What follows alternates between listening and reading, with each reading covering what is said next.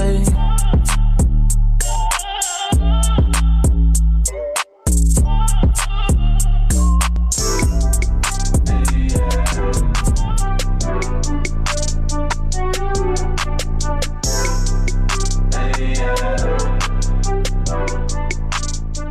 Our role and our job and responsibility here is not to give you or to teach you what to think. Our role here is simply opening up dialogue so that you could learn a different way to process your feelings. We should be talking about these things, and we should be educating ourselves. And we should be supporting. We don't have to have all of the answers today. We just need to be willing and open enough to have the conversation. Opportunities like this give us a chance to show that we really mean business and that we mean what we say.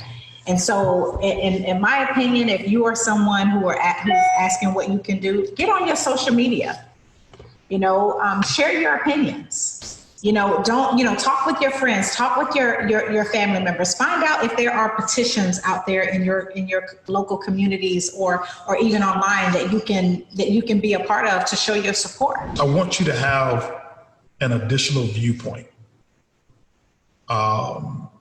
from two people who lead and who have been responsible for leading large numbers of people. If you want to affect some change, there's an organization called Color of Change. If you are for, not necessarily just for justice for Floyd, but against what we're talking about, text Floyd to 55156.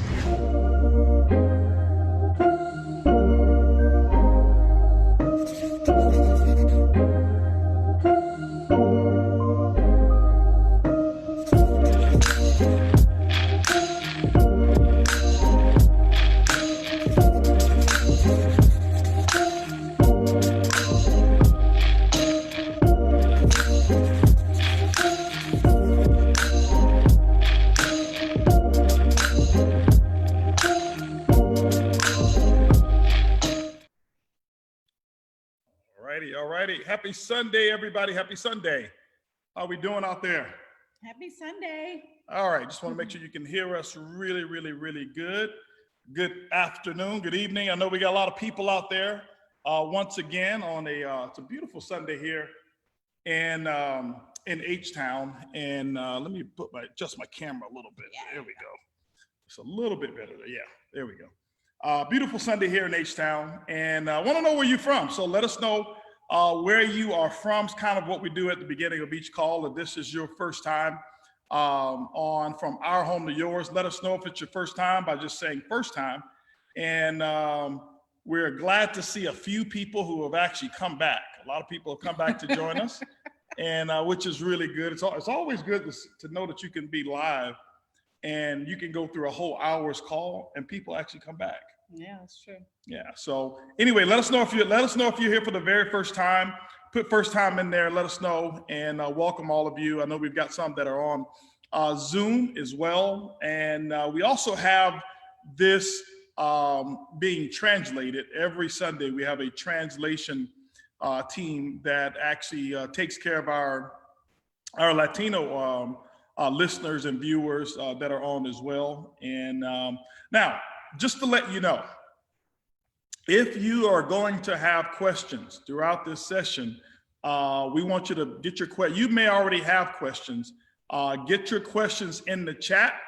And I've got my cell phone here, so when you see me looking down and reading, it doesn't mean that what she says is not interesting.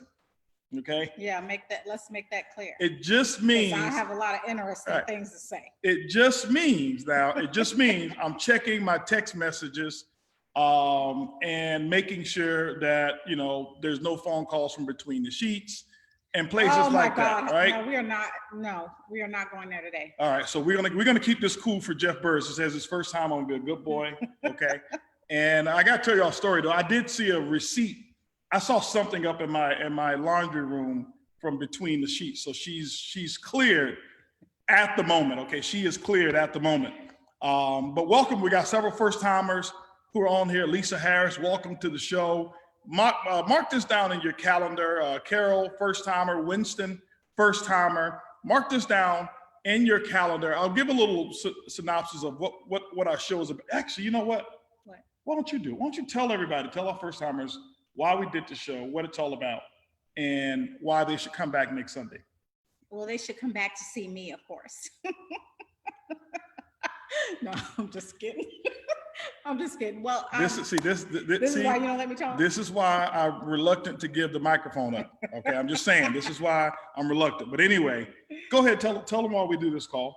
Well, we do this call because we want to have sort of an unplugged experience. We want people to get to know us in our element, and you know, we're used to being on stage, and you're used to getting to know the leaders, and you know, and we've got this great reputation in the industry, but we are also people. We are husbands and wives. We are parents. You know, we are human. And so have you Googled me lately? You say it's great reputation. You know, some people that can't stand my guts. Oh, that's just because they don't know you, honey. Oh, but you know me, right? Yeah, I know you. So what they have to say don't matter? No. Okay, all right. Just want to make sure. No. Okay. I mean, look, and you haven't made it until people put negative things on the internet about you. So if you've got if your reputation is too squeaky clean, then that means you're not making a difference. So I'm not worried about that. But we wanted to come to you in an unplugged. Can you not interrupt me? I want to interrupt. You asked me to give. I'm trying not to interrupt you, but I'm trying to drink some water and not get lipstick or whatever this stuff is. Yeah, that's because that's my water. Why don't you get me one? Look, I'm not your secretary now. I don't work for you. Go ahead, keep doing what you're doing. So anyway, what was I saying? Because you done got me all. You're telling the people about the show. Oh, about the show.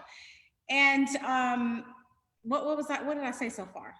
Unplugged, and you want to get unplugged. We wanted to share with everybody, you know, just some positivity and stuff like that. Oh yeah, and it's not about business too. We don't promote anything on this show. We don't have any advertisers or anything like that. We're not selling anything. It is just us, very authentic, very transparent. And I mean, I've been having a good time doing this show with you. I have too. I really have. I've really had a great time listening to you. Listening to me. Oh, ask anybody. You do 95% of the talking. I mean, just go back and watch the other episodes. It's all recorded. I mean, I couldn't get it last week. I couldn't get a word in edgewise. I'm not going to say anything about that today. And you have water all over your beard. Well, you've got lipstick all over the water thing. So I just don't, lipstick is gross to eat. Okay. Anyway, so today's call is going to be a little, we've been promising to do this. Now, when we normally come on this call, we come on and we have no agenda. We have nothing planned, so to speak. Very seldom have we ever come on this call and both of us knew what we were going to talk about. We had some conversations recently on relationships, apologies, and stuff like that. It just kind of falls to where it was. Last call was really giving you the opportunity to ask your questions. Last week, we really addressed what's going on in our world today with regarding the episode that took place, obviously in Minnesota, with the brutal killing and murder, from my opinion, murder of George Floyd. And we gave the audience an opportunity to express, to ask questions, and we invited people to really feel, to give them permission to feel however it is that you feel. What you'll notice is that we're not judgmental, and we don't expect everyone to adopt our principle, adopt our philosophy. We don't expect everybody to believe the way we believe, but we do hold a responsibility. We lead large numbers of people all over the world. Right now, in about 180 something countries, we lead people. And we know that we've got a responsibility, we've got a voice. And some say, some told me, as I mentioned, hey, listen, with such a large company, our company was one of the fastest growing, actually within our industry for a new company, it was the fastest growing company in the world last year. And some companies say, man, you got to be very careful what you say because all of your audience is not Black. All of your participants and your followers and people who contribute to you are, the majority of our business is not African American. And we'll talk a little bit about that today. And that's why I doubled down, because this is not, for me, for us, it's not about how many dollars we need to save and who's gonna oppose my viewpoint. We worked really hard for a long time to become free. We worked, and it's hard to have personal freedom in America or even in this world without financial freedom. It's very difficult. Right. Okay. And so our future, my son that we have, who's 22 years old, when he have kids and they have kids, their future is not for sale. And so we're not quiet, and we're not going to be quiet. I did a post and said that with all of our companies that we own, if it came to it that speaking up for what we believe in cost us money, we'd rebuild this thing 10 times over before we sell out what we truly believe in. And so if that's something that rubs you the wrong way, it's probably going to keep rubbing you the wrong way. We're not going to apologize for that. But right is right, wrong is wrong. And we believe we are on the side of what we call the human side of it.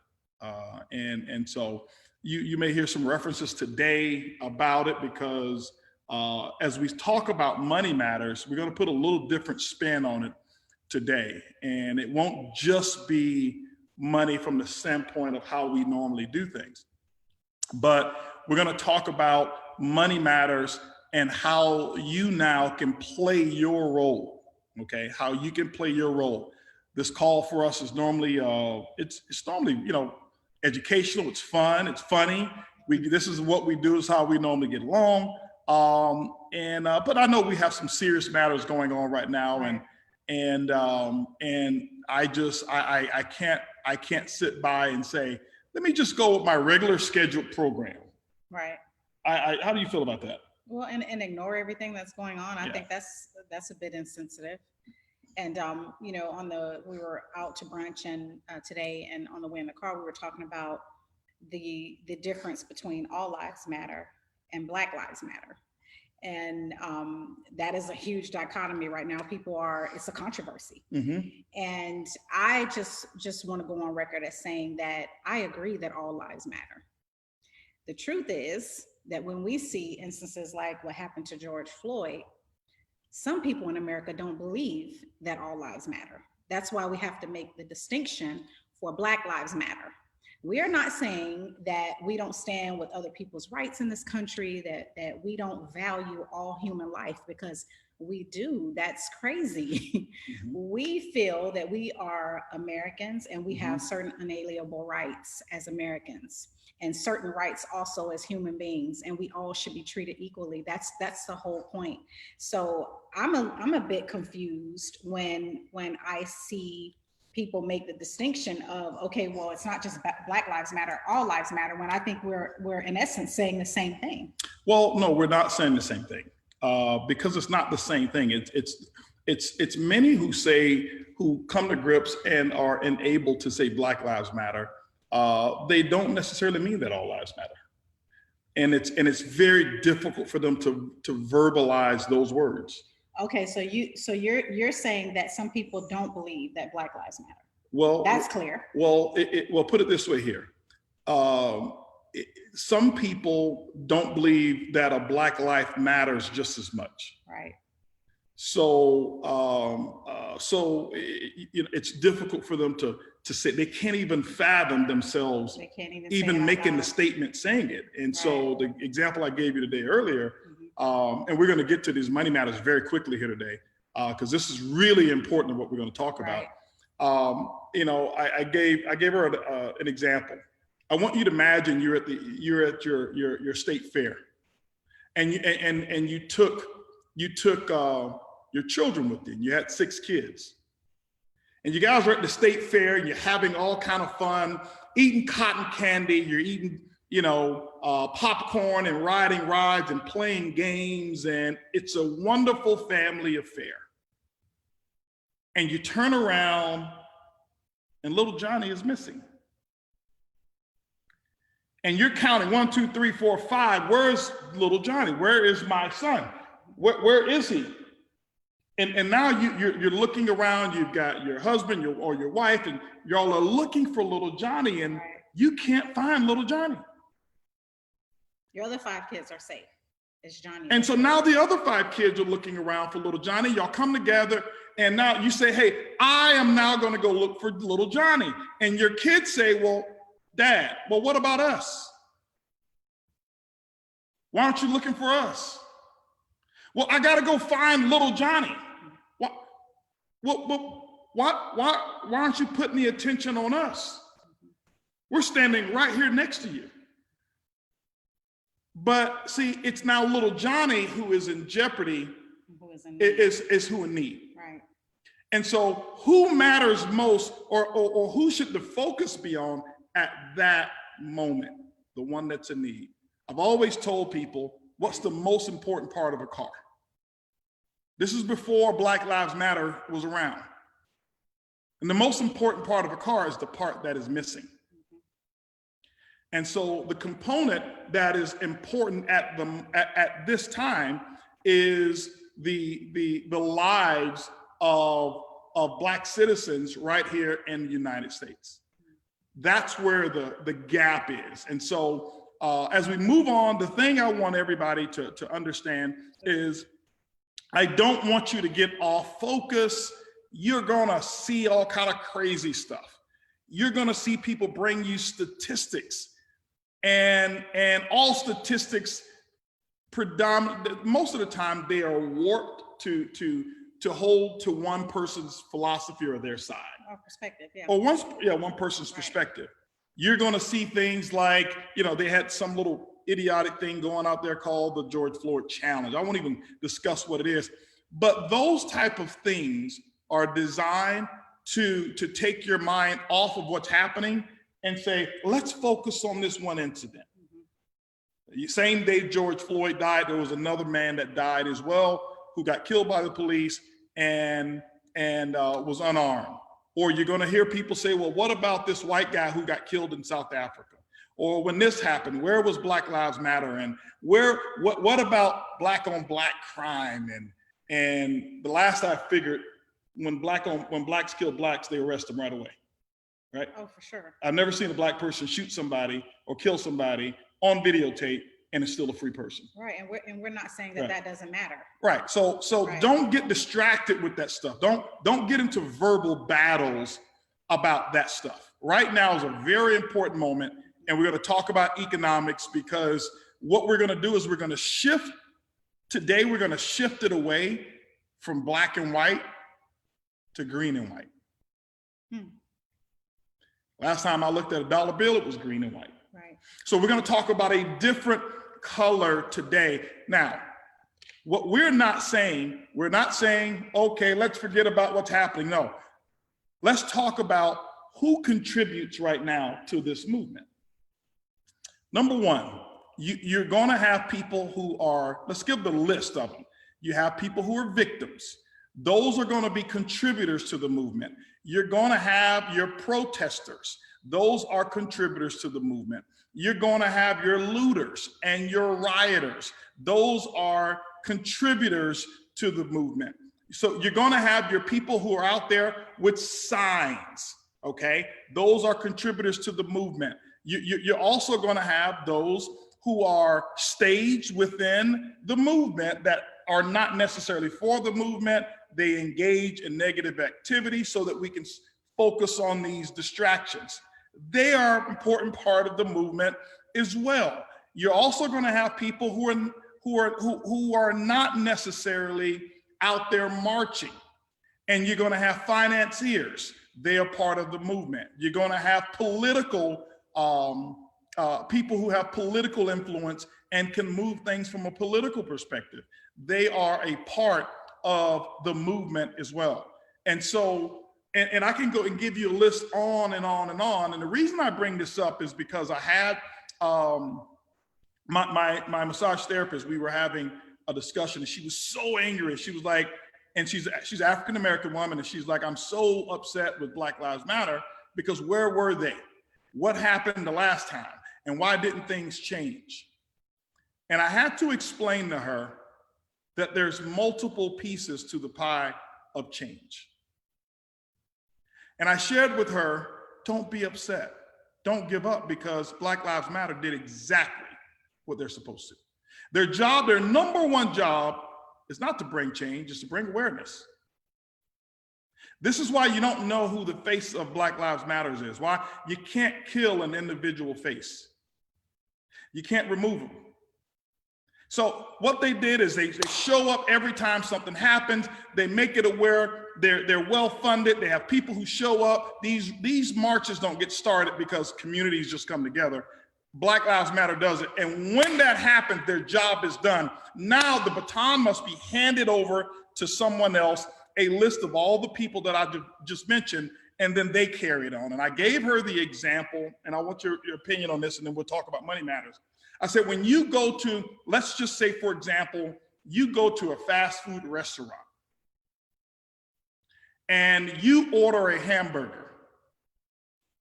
When you get to the window and you notice in your bag that your fries, or you got the wrong change, okay, you don't yell at the girl or the guy in the back and say, who was doing your fries, where is my change? Right. Because their job was just to drop the fries in a certain temperature of grease to cook the fries. Their job may not even be able to shake the salt on the fries. And then somebody else grabs that, puts it in a container, somebody else bags it, somebody else brings it to the front, somebody takes your money, and there's a process. So don't get angry at the person who bagged the fries when your change is short. It must go on. And so now, those of us who is on this call right now, you are a part of it as well. Regardless of whether you agree with it or not, you are a part of the solution. And so I want you to know that no matter what role you play, your hand is going to hold that baton. You can drop it if you want to, but in some capacity, your hand will hold that baton. What's your thoughts on that? I agree. I don't have anything to add to that. We're in agreement. Woo! Y'all have no idea what that means when she says she is in agreement and she has nothing else to add. Take a couple questions. I won't go on my deal there, but I'll take a couple questions right here, right now, and then we're going to get right into money matters and show you some stuff. I'm going to show you, those of you right now, I'm going to give you some steps on economic empowerment, how you can economically empower yourself. There's many of you who are on the call right now who you're stuck. And you're right now probably in an awareness moment of, wow, I wish I can do more, or I wish I was in a better position. And I'm going to show you how you can do that. I'm going to show you how to do it. Get yourself, your son, your daughter, 17, 18, it doesn't matter, older, it doesn't matter who they are, where they are, what their race is. Get them on this call, because I'm going to give some simple steps, and I'm going to give it to you from experience of what we've done. Let me take a couple questions here.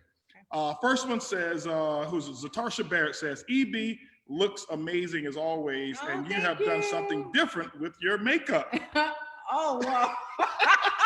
Okay, so I just didn't have my makeup artist today. Ed and Andrea Haynes' daughter, Kaylin, does my makeup. And, today I took a day off, so she didn't come today. So what you see is me trying to do the best I can.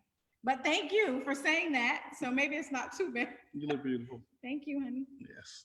Viola Hall says, what do you do to keep your happiness in marriage when adversity hits? Okay. Always remember, it's not your spouse's job to bring happiness to you. It is your job to make yourself happy. It's your spouse's role to add to that happiness.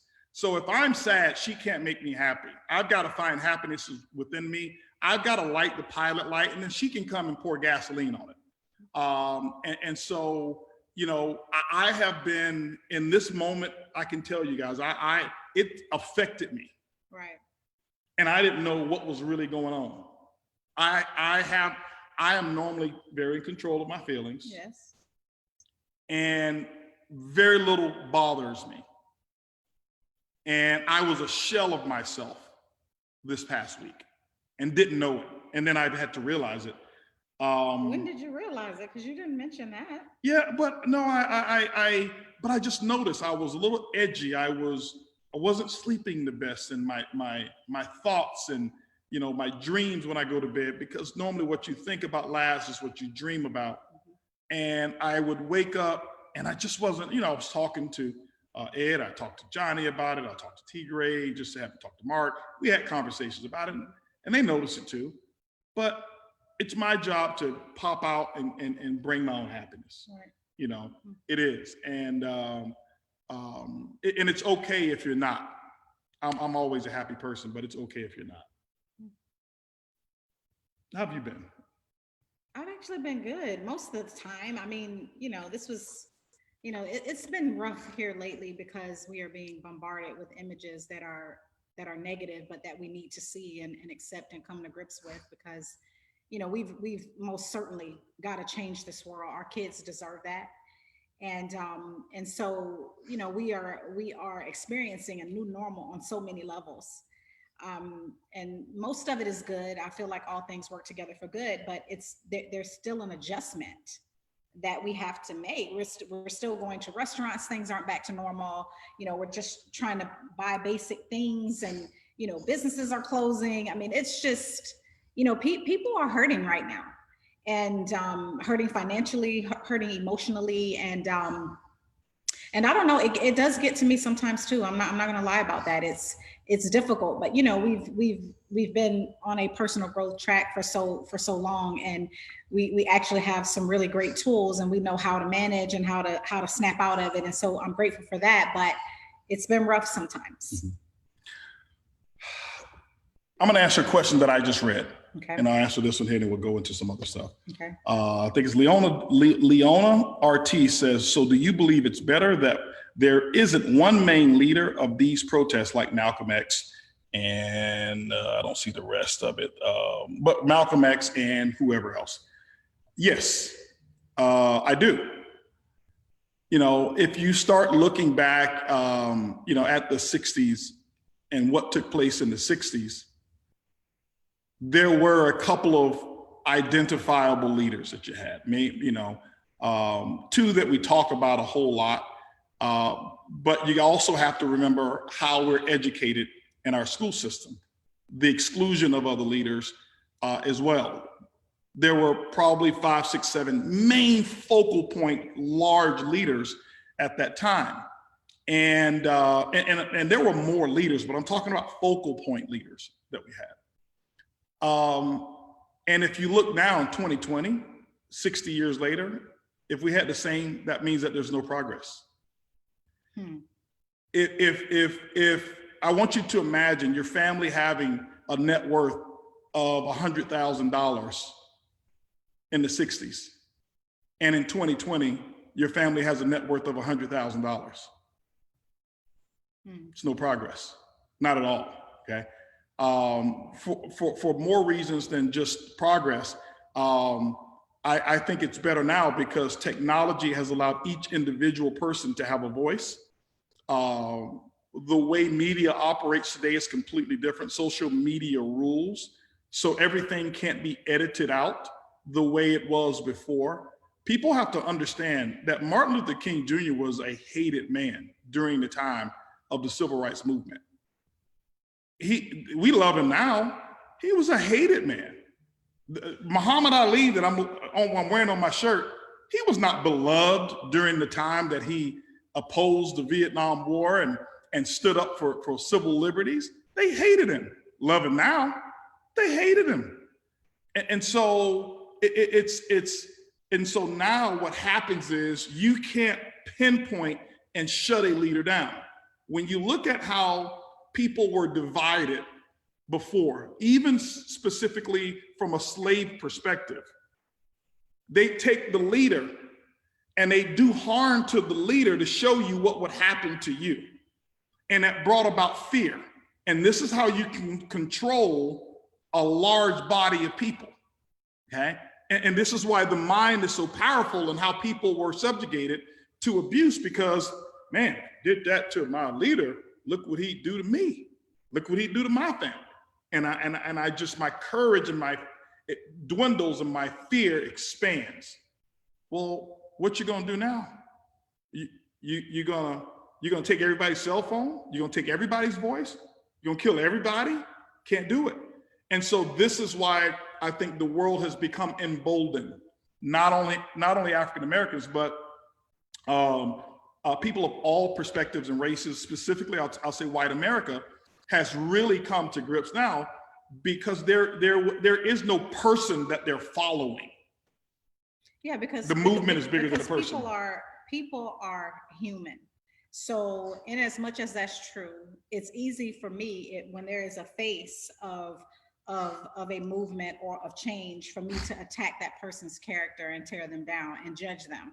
When it's a movement, it is about the issue. It's not about the people involved.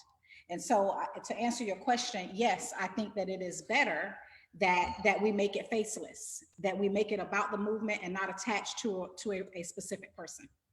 Yeah, big time. Question on here, then we're moving on. Vita Wood asks, what is your stance on other leaders or people in authority positions making comments that go against the very thing that most are fighting for? Comments and then retract, keep quiet, or say what you think people, I guess, want to hear, even if it's not genuinely how they feel, I guess he was trying to say, okay? If I'm interpreting that right, Vita, just want to make sure. We're going to talk a little bit about that, and this is why I call it, there's a component in here that I call defunding, how to defund social injustice and racism. And as I mentioned, there's a component of how we do it. Remember, as I'm talking, you've got a long list of contributors and participants to this movement, and everybody's not on fries. Everybody's not wrapping the burgers. Everybody's not at the cash register.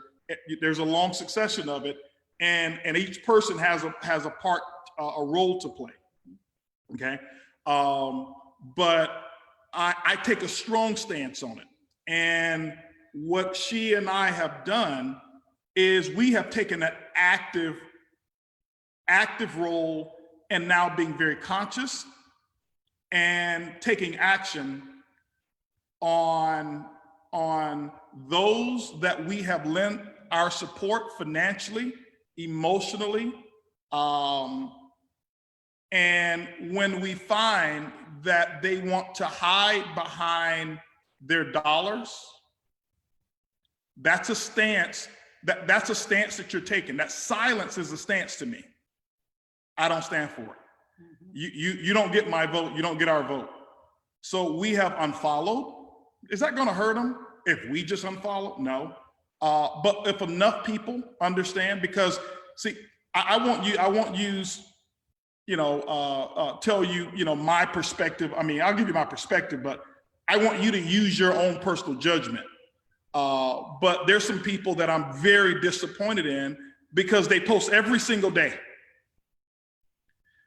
Tens of millions of followers every single day. Multiple times a day. Yeah. And you want to post a blackout photo?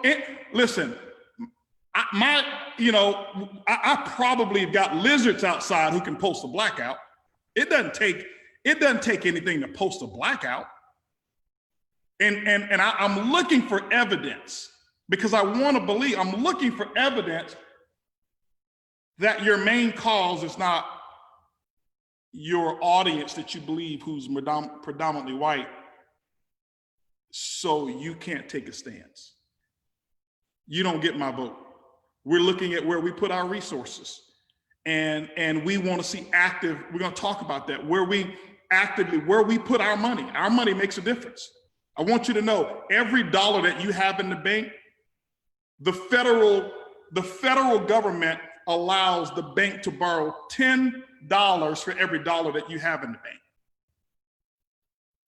So if you've got $1 million in the bank can borrow 10 million. If you got a few more, so we're readjusting that power, because if you don't stand, and here's the thing I want you to know. This, for us, is not a black or white issue. We've unfollowed more African Americans so far than anybody else so far, because you know better. And if you know better, you should do better. This is humanitarian, okay? Because now everybody's in the fight now.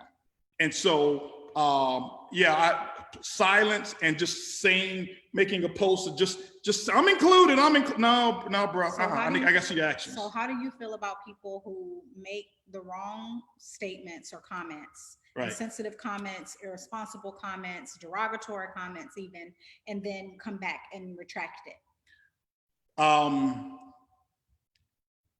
It all depends.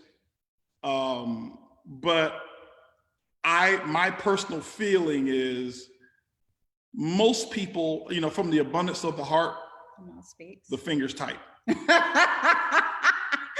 love that. Okay. So, there's some people we just not fans of anymore. You can come back and give your retraction, and some people are going to make idiotic mistakes, and some people don't really know how to genuinely articulate the big point, and they get sidetracked on the small point like I just talked about. You'll find some of that as well. But you've got to be the judge of that. And, it's just something that you've got to do. You got to be the own judge of that. Well, do I feel like people can make mistakes? Absolutely. People make mistakes. I mean, we're human. We say things we don't mean all the time, or we say things we do mean, and we don't necessarily mean to say it in the way that it came out. So I do feel like when something is said from a person that we look to in society as a leader of sorts, people that we support, with our hard-earned money, I do think that when apology is warranted, it should be given. And I agree with Holton. Whenever that happens, you have to decide for yourself if it's sincere or not. Sometimes certain things can be taken out of context, and then a person can explain the context in which they meant it in, and it can make all the difference in the world. And then there are sometimes you say things and you meant exactly what you said. You just didn't count on. Right. You didn't count on being held accountable for it. And so that's also another thing. So I don't think that it's a blanket attitude towards something right. like that. I think it's a case-by-case basis, but we do have to give some latitude because we are all human. We have all been in a situation where we have said some things and it was completely wrong. We have had to go back and apologize. So do I feel like it's appropriate to apologize when you know you've offended people? Yes. But am I always inclined to accept you back into the same space in my life? No. It just depends on the circumstances. Yeah. That's just how it is. And so I want to correct one statement I made. I said a bank allows you to borrow. Mm-hmm. The federal government allows the bank to borrow. Yes, in a sense, it actually allows them to loan 10 times more. Okay. Right. So they're actually borrowing it, but I want to give it because, people will nitpick and say, oh, no, bank, that's wrong. You can, if they've got $1 million in the bank of your money, they can loan $10 million on that 1 million that you've got. And when you look at interest charges that they charge on loans, they get 10 times that, times the interest rate on your money. It's really weird that banks charge us money to put our money in their bank. Right. With all of these fees, that's a whole nother thing that we'll talk about sometime later. Okay. But anyway, but here's the thing, and I will cover that since we're on it, and then we'll get right into this money stuff here. I want you to just start to think, because now a consciousness is here. Why would you continue to vote? Would you vote for someone that doesn't stand for your core beliefs in a particular manner? No. Well, there's several ways to vote. See, every time you go and do a follow on Instagram, on TikTok, on Facebook, that's a vote. Right. You just voted. Why? Because see, these actors and actresses and social media giants out there, they get paid or they get elected to large contracts based on the number of votes that are cast on that like button and follow button. And so I choose not to cast my vote and follow someone who's not going to stand for what I stand for when it gets real rough and tough. Because if the knee was on the other neck, not the shoe on the other foot, if the knee was on the other neck of his son or daughter, I guarantee you their 45 million followers, they'd be begging them to make a statement. And so I'm withdrawing my vote from some people. I'll withdraw my dollar. So the product that you sell no longer will be in my house, period. Okay, there's restaurants we've already chosen, they don't get any more of our money. Right. And restaurants that we love and we love it. but I love freedom for people more than I love a chicken sandwich. Exactly right. That's just how we roll. And so the thing that people have to do, and I'm talking right now specifically to African Americans right now, I want you to listen to me. As an African American man, 47 years old, quite often we continue to invite abuse. And we will allow people to step all over us and we'll go right out and buy from them because nobody's told us better. Right. And I, for one, have participated. I have too. I have too. But not anymore. That's my mind. That's done. Right. That's over. So I'm not here calling the pot calling the kettle black. I'm just keeping it real because she's been checking everybody. And it ain't just what you post. I need to see. And if you don't know where they stand, ask them. Call up your bank. Call up your dry cleaners. Hey, listen, where you stand? You can't clean my clothes. I will not fund anyone who is not anti-racist. They don't have to be out there with, remember, they don't have to be out there with signs. There's a long list of roles that they can play. And silence does not qualify as one role that they can play because you've chosen which side of the fence you're going to be on by your silence. I'm withdrawing that, okay? So where I, all the services that I may get, from your housekeepers to whoever it is, and now people will start to say, okay, hold on. When you hit them in the pocket, see, in my belief, the single reason the NFL, they haven't had a change of heart, from my opinion. I may sound angry, it's because I am. They haven't had a change of heart. No. Roger Goodell didn't sit up, oh yeah, you know what? Colin Kaepernick is right. They saw the video. You had Patrick Mahomes, the golden boy, in the center of the video. And see, it could have been stopped a long time ago. And I'm not preaching to the choir, I'm preaching fact. And this is what I tell my distributors as well. This could have stopped a long time ago, but because we are subjected to abuse and we accept it, when all you had to have is enough quarterbacks in the NFL, it takes 12 people to stop what's going on. Get about 12 quarterbacks, because there's only about 8 good ones in the NFL anyway, really good ones. Band together and say, we ain't playing. We're not playing unless you go do something. I'm not talking about just Kaepernick. This is bigger. He just stood for the cause. We ain't playing unless you fight for our rights. How are you going to go find another Patrick Mahomes? How are you going to go find another Tom Brady? You don't replace that. If you could, the NFL wouldn't, you can't replace the elite. Right. But because sometimes we get paid too much money and we want to focus only on our family. I'll say this name, I don't mind. I'm just keeping it real. And I'm not giving a total write-off, but I saw Steve Harvey, who blatantly on television with Monique talked about why he couldn't say and stand up for her because he's got family to feed. He lost my vote then. This is way before this. See, stuff like that is why separation can exist. I'll pay you enough to divide you so that those who don't and can't do for themselves will never get representation because you will be concerned about your own money, that you won't come together when you can actually get more. Right. They came together and said, we ain't playing, we want guaranteed contract, they'd have them in a heartbeat. But I'm gonna pay you enough to keep you quiet. And this is how some of our followers are, some of our leaders are. So when you vote and you go to the polls this week, this year, don't vote because they're black, if you're black, because you might be voting for the one person who won't represent your values. Right. Find out, do they stand for what you stand for? And do they have a history of exhibiting acts that represent what you believe? And that's where you cast your vote. That's how the system should work. Not necessarily based off of who's a color and that color. That doesn't work that way.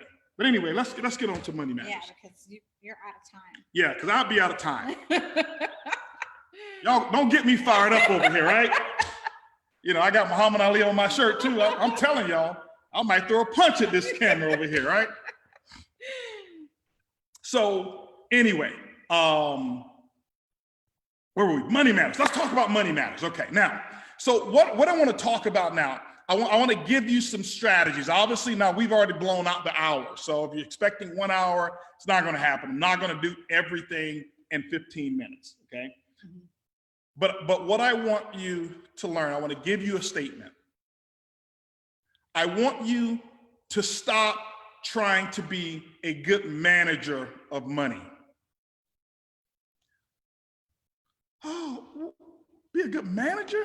I shouldn't be a good manager of my money? No, you shouldn't. You can't manage money anyway. You should be a good steward of your money. A good steward of your money. So I want you to be able to change the vocabulary and change the picture. Be a good steward of your money. And so I want to go over now some things that we call it what to do with a dollar. And the philosophy behind what to do with a dollar is, if you know what to do with a dollar, you know what to do with multiple dollars. You know what to do with $10. If you know what to do with 10, you know what to do with 100. If you know what to do with 100, you'll know what to do with 1,000, and so on and so forth. But it all starts with knowing what to do with $1. All starts with what to do with $1. Mm-hmm.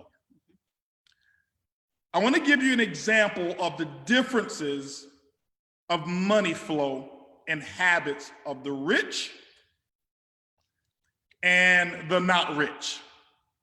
Okay? The rich and the not rich. Let's say that you've got a person who has, and rich in my mind is here. It starts here first. Mm-hmm.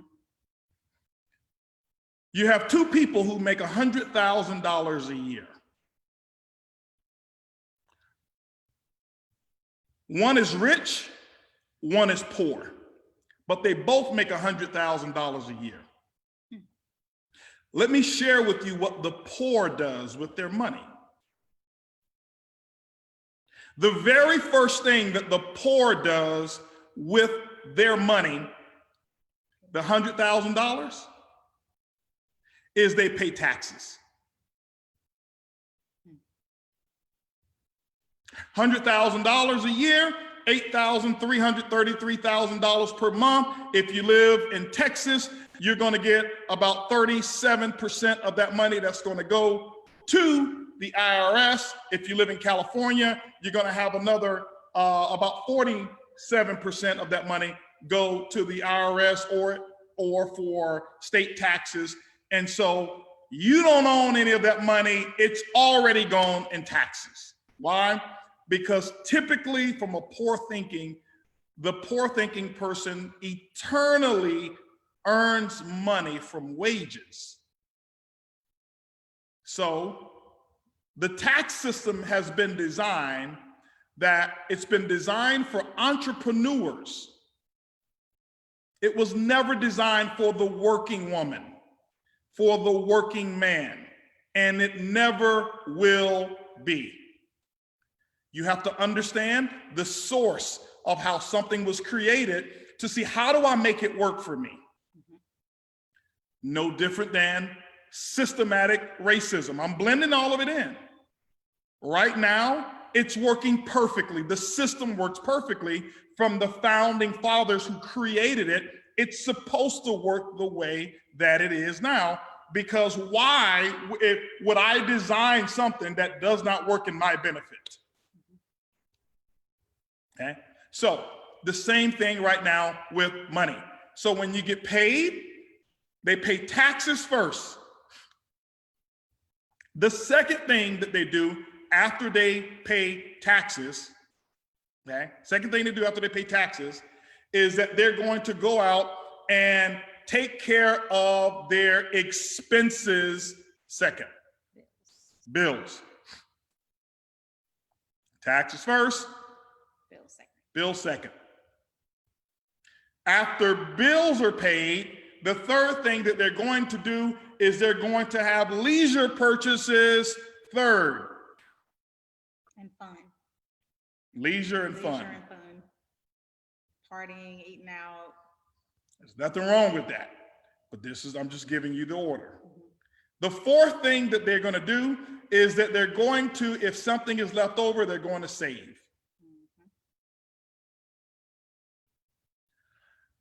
But that person is in a category, whereas that average American actually spends $1.22 for every dollar that they earn. So the fifth and final thing that they'll do, if there's anything left over, is invest. But that's very rare though. Very rare. Small percentage. Very small percentage. Could you get me some non-lipstick water or a glass? I just can't do it. I'm gonna feel like I have lipstick on my lips. I'm trying to be serious. You Yeah. don't have a lot of time left. I know we ain't got enough time. I know. Oh my God. That's okay. That's enough for you. Let me see. Let me give me a little bit more. All right. Now, so let's talk about the other column now. I wish I put this up here. I'm just going from some of the things I teach now. Now, that's the poor column. That's the poor mentality. Now, let's talk about the rich. Would you believe that the rich, there's 5 things they do with their money? Matter of fact, they do the exact 5 things that the poor does. Just in a different order. Oh my goodness, they do them in a different order. The very first thing that they do when they get their money is they pay their expenses first. They invest second. Expenses first. Invest second. They will save third, leisure fourth, and taxes last. Yay. Right? It's kind of how we do it. Yeah, I mean that's what America is all about. That's what it's all about. Capitalism. So just reversing the order in which you do those things, oh my goodness, it puts you ahead. Now, the only way you can do that is that you've got to make sure that you also own and operate a business. A business. The government says, because you own a business, see, here's where it's equal. Because you own a business, you provide jobs. When you provide jobs, you provide a taxable element of income for the country. So we're going to give you what's called a tax break. Deduction. Mm-hmm. It's my attorney over here without a law degree. Right? So you now pay your expenses first. I mean, your expenses. Now, and why is that? Okay, so just that one thing, mm-hmm. having the opportunity to pay your expenses first versus pay your taxes first. How does that work? Okay, so, all right. If you have a job, you get paid by a check, wages. Or you get paid wages, I'm sorry. Whether it's check, direct deposit, doesn't matter. Wire transfer, doesn't matter. So when you have a job, the government says you are not a trusted element of society at this point. We don't believe that you will pay us because you don't understand what it's like to make a contribution to creating. So what we're going to do is we're going to take our tax money first. So you make $100,000, you get $8,333 gross income for that month, and then you're going to see 30-something% of that chop. So when you look at it, you've got 63% of that. So you are actually bringing home less than $5,000 a month. And they have taken the other $3,000 towards taxes. Why? Because they don't trust you. And that $3,000 that they're taking is money that you are not allowed to multiply, but they can. Right, because you never even received it. You never received it. Right. Whereas the person on the other side, they receive 100% of their money, $8,333. They know that they've got to pay the taxes, but they take that 37% and they're able to invest it wisely so that at the time that taxes are paid, that money is even worth more and they're going to pay less in taxes. And I'm going to explain it. Okay. So that's how that works. So because I own a business, the government says, you need this money. I need you to go and invest in another building. I need you to go and invest in another this or another that. And why? Because if I give you this 37% to hold on to, I know you're going to go buy more vehicles for your employees. I know you're going to go out and buy more real estate. I know you're going to go out and expand to buy this or more products. And if you do that, that's creating more taxable elements for America. So we don't want your money now. We'll let you pay it later. Go do what you do, because the government does not know how to do what we do. So they trust you. This is why if you're working a job, you should have a home-based business. Right. And then the second element of expenses, we start paying things like mortgages. We start paying things like car notes. We start paying things like school. And what happens is the government says, oh, you own a business, you run it from your house? Yeah. Well, what part of your home do you use? This part. What percentage of square footage of your home is it? 20%. So how much is your mortgage per year? 10,000 or 20,000. So 20% of that, those expenses are now deducted because it's a part of your business. You're gonna have the same mortgage anyway. The government says, you've got kids? Yeah. Well, if you're in the poor category, what you do is you give your kid an allowance. If you're in the rich category, you pay your kids to answer the home-based telephone. Yeah, you pay them salary. You pay them to take out the home-based trash. You pay them to wash the home-based company cars. And don't call it allowance. It's their salary. And the government says up to a certain point, they don't have to pay taxes on it, and it becomes a tax deduction for you. So now we have both spent 80,000, or we made our 100, and we have both spent $50,000 in expenses. The government says, if you work, they're not expenses, they're yours. If you own a business, the government says it's not only an expense, it's a business expense. And so instead of taxing you on 100,000, you got $50,000 worth of expenses, such as vacation. Oh, I meant business travel. Such as driving 200 miles a week to do business. Oh, I meant taking a business trip in the company car and getting 57 cents per mile deducted. Oh, because you had season tickets that cost you $8,000 this year. Oh, because I actually took someone and we discussed business before or after we came back from each game, the government says those tickets are now deductible. Whereas when you're on the other side, they're not. Oh, you took clothes to the cleaners. Right after you came back from your business trip, those clothes are now deductible. I can keep going on and on and on. But you get the point. So You get the point. So when you are a business owner, when you earn wages, when you have a job, you earn wages and your taxes come out first. Mm-hmm. When you own a business, you earn revenue, you bring in revenue, and you pay your taxes minus your expenses. Correct. Okay. Right. And that's typically for most business people, they do it quarterly. So you're paying your taxes at the end of a quarter versus off the top. And it depends on how big your business is. When it becomes big, you pay them quarterly, and sometimes did we have to pay monthly? We did. Yeah. Mm-hmm.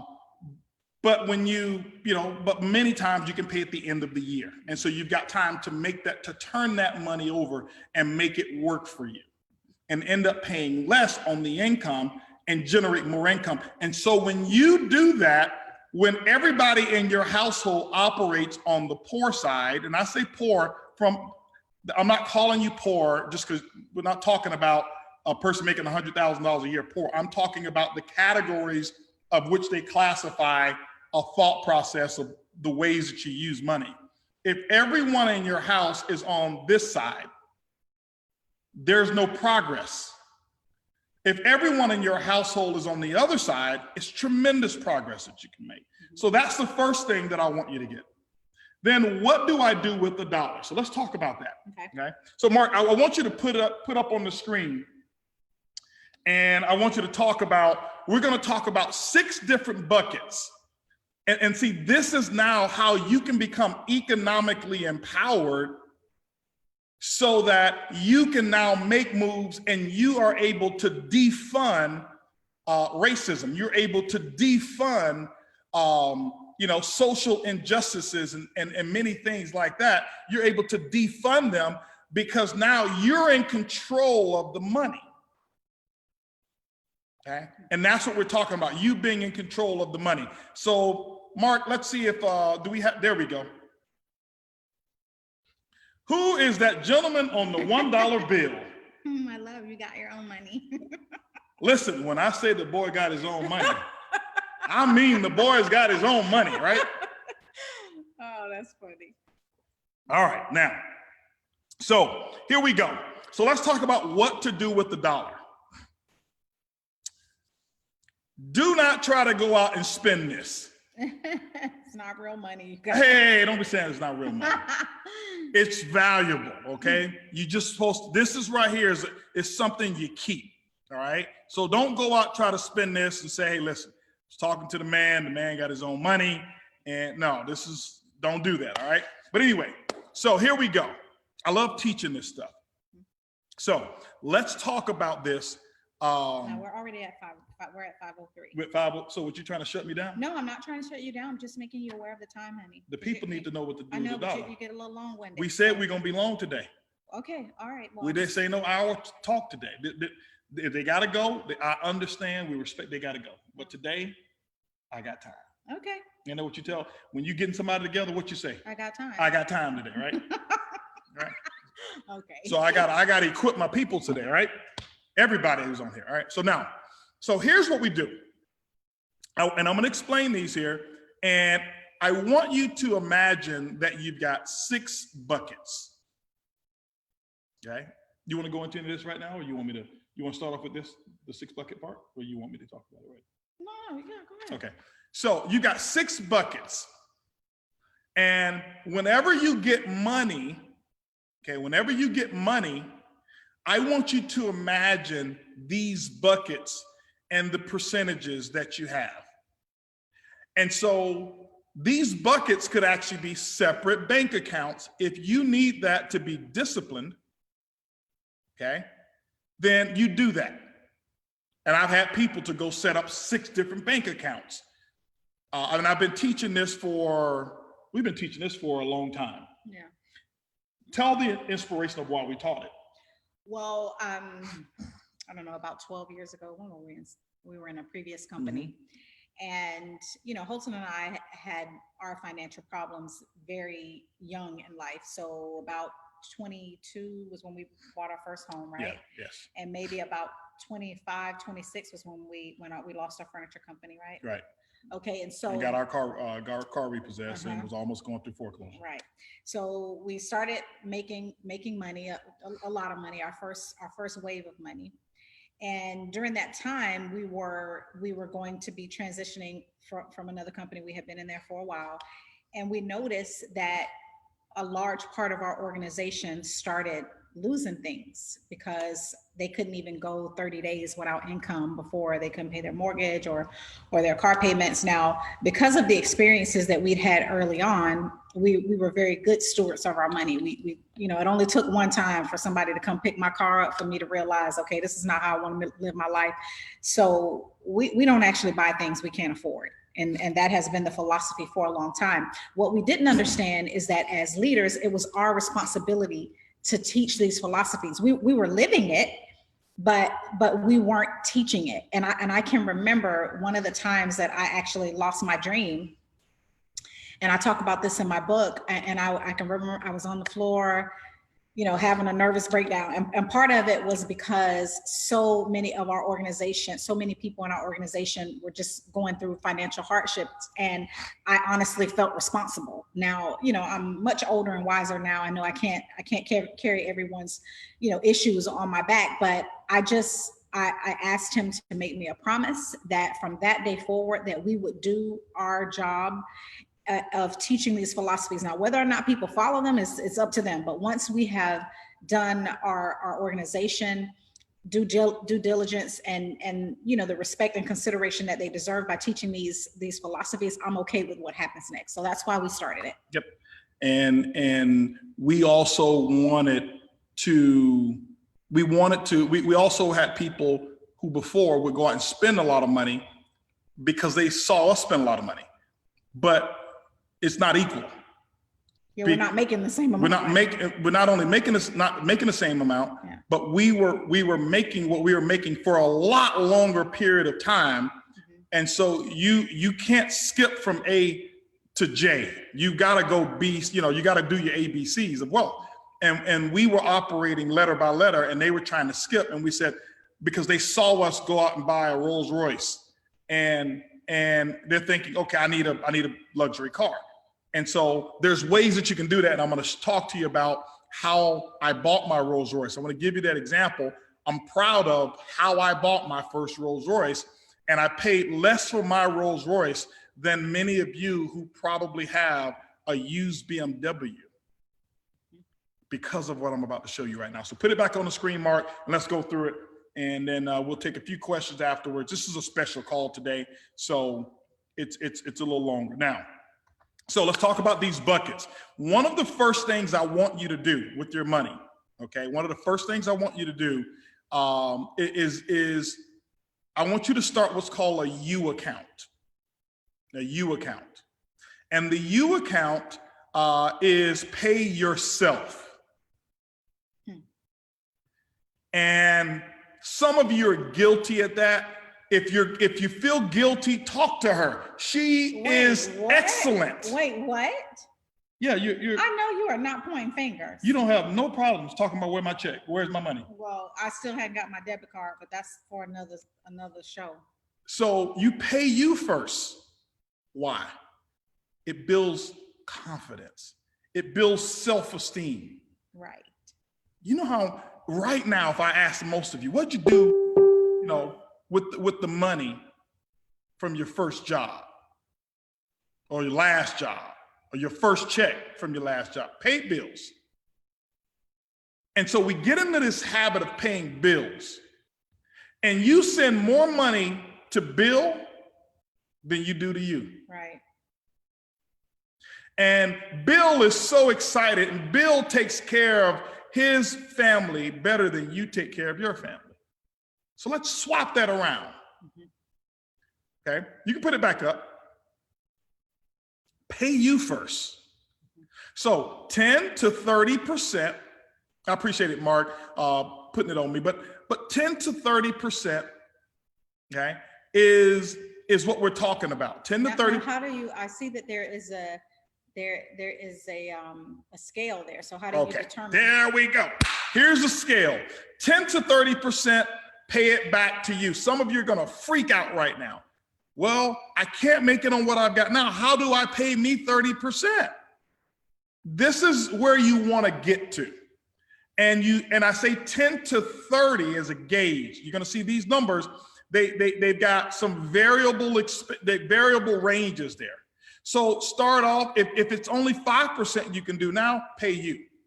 Now, your U account is not for you to blow. Your U account is for you to reward yourself. And as the percentage gets larger, it also becomes for your some personal investments that you want to make yourself. Okay. So when we started making a lot more money, our percentage got up there. When it was smaller, the percentage was smaller. The more you make, the more you pay yourself. Give yourself a raise. So, Holton, I'm struggling. And it's hard to make ends meet. First things first. Look down right below the buckets. How do you achieve the 6 buckets and change your percentages? What can you eliminate from your monthly expenses? Don't try to have your cake and eat it too on your way to the bakery. Right. So if you can't afford Apple Music and Hulu, one of them got to go. Or cable TV. Or cable. Switch from mainstream cable down to, what is it called? The Sling TV? Like Sling that. TV, $35 a month.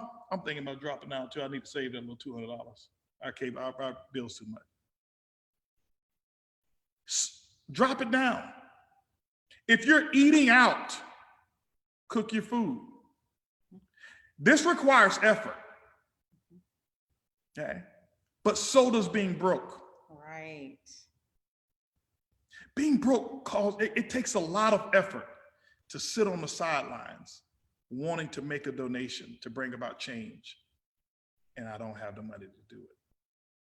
That takes a lot. Okay.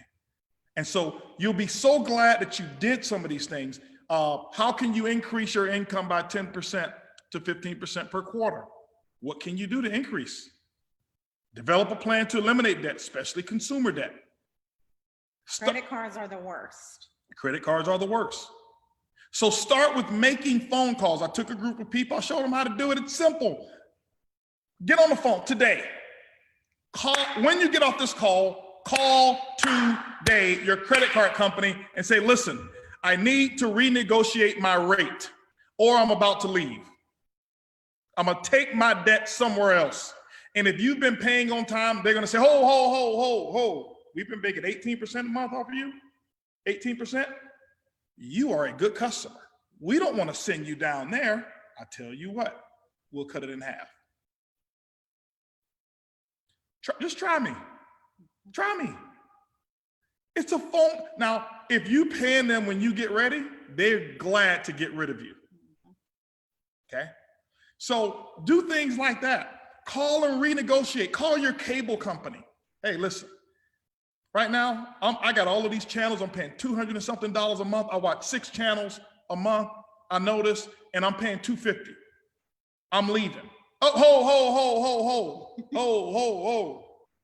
Listen, we got another package. We'll drop it in half, $100. What channels don't you watch? We'll cut all of those channels out. We'll do this. And maybe you don't need your cable box. We'll pick up your cable boxes and maybe you stream it, and $135, $150 a month you'll save. Just like that. Okay? All type of companies you can call and reduce your interest rates and stuff like that. So look at ways to do that. So 10 to 30% goes into your U account. Pay you.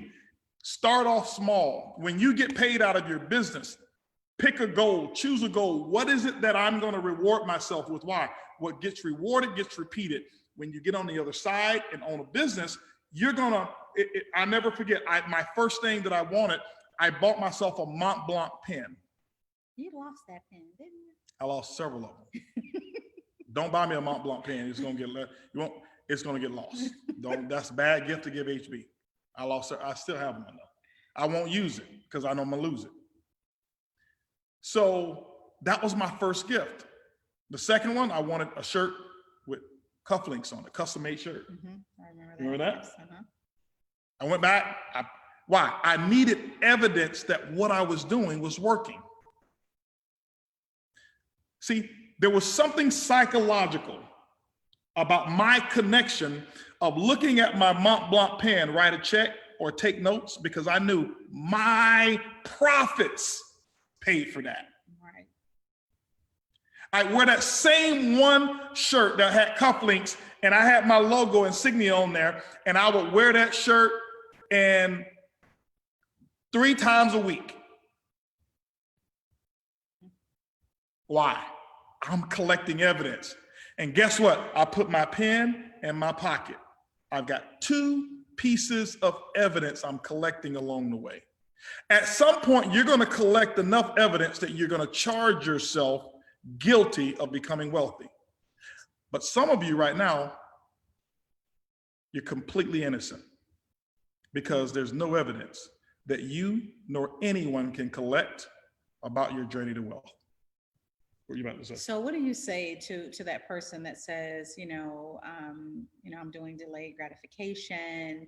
I don't want to go out and buy myself anything. I'd much rather be saving that money or investing that money, or I just don't.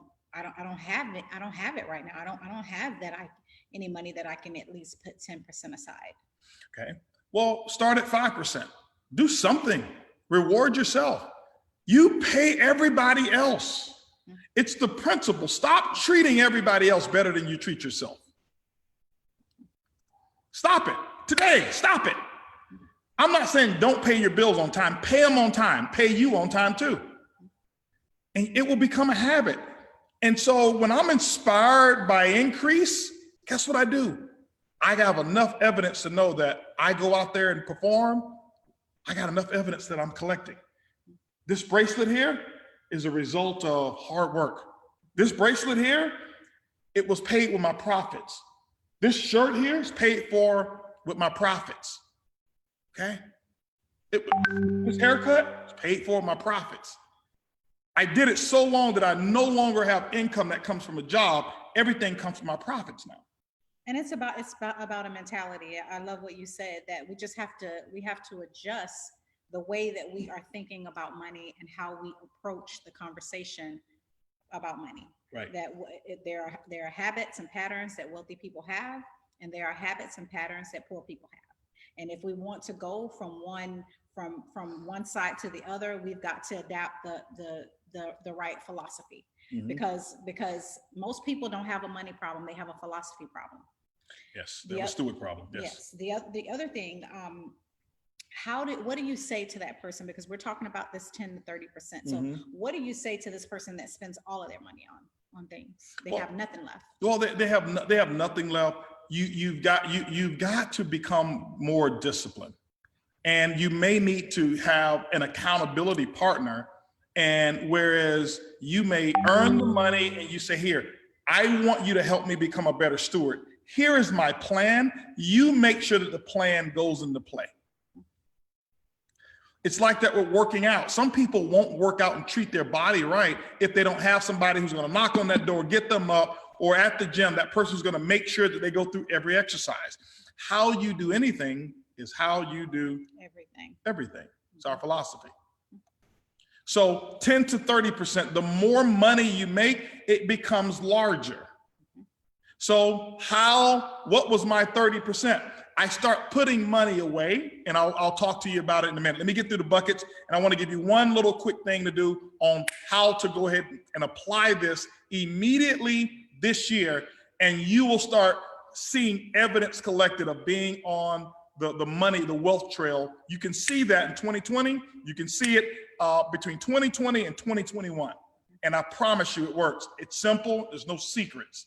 Number 2, make sure that your living expenses do not exceed 25% of your income. Why 25%? Okay?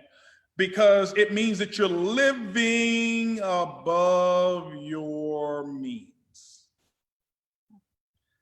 You're living above your means. If right now, when I mean living expenses, I'm talking about things such as rent, mortgage, car note, fuel, your gas, your utilities, insurance, your groceries, stuff like that. Okay. You may say, wow, that's a lot, HB, because wow, I don't make that much. Remember, these are gauges. So some of you right now, those expenses may take 50% of your income. But here's the thing that I want you to think of. There's two circles that people have in their financial life. One is a dream circle, one is an income circle. If you're looking at your income circle and saying, wow, these dreams I have are too big for my income, don't do what the most people do. They shrink the size of their dreams to fit their income. No, go down there to steps 1 through 3 and figure out how can I increase this income circle so that I can play in the appropriate boxes. Don't take your first fruits of income and go out and buy nice things, you know, nice consistent expenses like new cars, things like that. Don't do that, okay? So less than 25%, you want to 25, I know it's maybe a stretch. It's because your money philosophies have been bad. Your stewardship has been bad. Take a look at some families that are immigrants that come here. We laugh and we say, wow, there's 6 families all in one house. I guarantee you, you take all the income, the expenses for that one house is less than 25% of the total income. This is why they end up owning your neighborhood. Right, they have their priorities straight. Okay, and so, yeah, you may want bling or you may want this nice car, but in the beginning, you're not gonna be able to have both. Right. Sorry, you can't. And so stop getting, first of all, I don't want you to tie your self-image to nice things. Right, that's a big one. And do not allow social media to make you feel inadequate because you can't compete with the circle that you think you're in because they have nicer houses or nicer cars. Or better clothes. Right, or better clothes. Okay, don't worry about that. I'm just telling you that that's old. That's the broke side. Okay, that's the broke side. So on the third column, give back. We can stop at number 3 today. Okay. These people don't want to stop number 3. Are you sure? Yeah, we going for it, baby. Okay. We're going for it. We're going for it. We just gonna finish up. You know, I love how you can make that decision when it's something that's important to you. All right. But when I want to say something, we got to stick to an hour. Yeah, because you over there talking about coconut flour. Oh my God. And me apologizing and all that stuff. Keep going. World, let me ask y'all a question. Facebook, do y'all want us to keep going? I got some good stuff. It ain't gonna take long. Do you want us to keep going or you want us to bring it on next week? I'm gonna let them vote. Let's see what they want. Okay, well, you keep going with number 3. We're on 10%. Okay. So 10%, here's why you give back. The reason you give back is because we all have a responsibility to do what our parents should have taught us, and I'm sure they did when we were younger. Listen, when you come into this house and you leave, make sure that room is just as clean when you left it as when you came in. Make sure that kitchen is just as clean or cleaner than when you leave. Same thing with the world. Make sure this world is a little better after you've checked out. And the way that you do it is by your works, your contribution, and your money. It takes money to make this world go round, okay? And you're starting to see now how people are opening up their purses and funding different projects and doing things. That's just what it takes. Okay. But you're not able to contribute if you don't do well with your money. Right. You're not able to contribute to a cause the way that you could if you have means. I mean, I every time I hear people criticize the rich. It's like, well, it takes dollars and cents to make change a lot of times. I mean, yes, people do want our time, and that's valuable in and of itself. I mean, we know that we always have to give time to certain things that we care about. But sometimes the issue just needs money. When we're talking about food, we need money. When we're talking about electricity or a roof over our head, we need money, not time. Right. So we have to be smart about those things as well, and understand that there's only so much of a difference we can make when we don't have any money. Only so much. Yeah. So 10% is a gauge. Okay. Remember, these are just gauges. This is the sweet spot of where you'd like to be, or what we found is a very good area to be in. Sometimes when you have more, you can take that 10% and you can give more. Why? Because your expenses become much less of a percentage than what your income is. Okay. And you can make up that difference by saying, I'm going to give back. But don't give blindly, and don't give under duress. We found that when people talk you into giving and you give resentfully, it doesn't multiply. You want to talk about that? Or you allow somebody to manipulate you into giving, guilt trip you and make you feel like you owe them something. So this is a good time to talk about loaning money. Right. Borrowing and loaning. So on that note, our philosophy is don't ever loan money to friends. Don't loan money, period, to individuals. Just don't loan money. There's a reason we have banks. And if you go read the book, The Richest Man in Babylon, okay, it's the cornerstone of how our monetary system was developed, okay? And banks are designed to loan money. And so when a buddy of mine comes to me and said, man, I'm in a tight, I need 10 grand, or I need 5 grand, or I need $500, or family, I'm behind on my bills. My question is, what did the bank tell you when you applied for the loan there? If the bank who lends money as a business disqualifies that person because the bank has enough background information to know their history and say, you will not pay me back, you have no business loaning that person money. You're going to ruin your friendship. So if you want to get rid of them, loan them the money. You say, well, I've loaned it, they've paid it back. I'm talking about on a principal basis. I'm telling you what I know. So we only give when we want to give, even if they come ask for a loan. If we see that the cause is worthy, we will give and say, you don't owe us anything back. Just how we do it, okay? I've seen more relationships ruined because of this right here.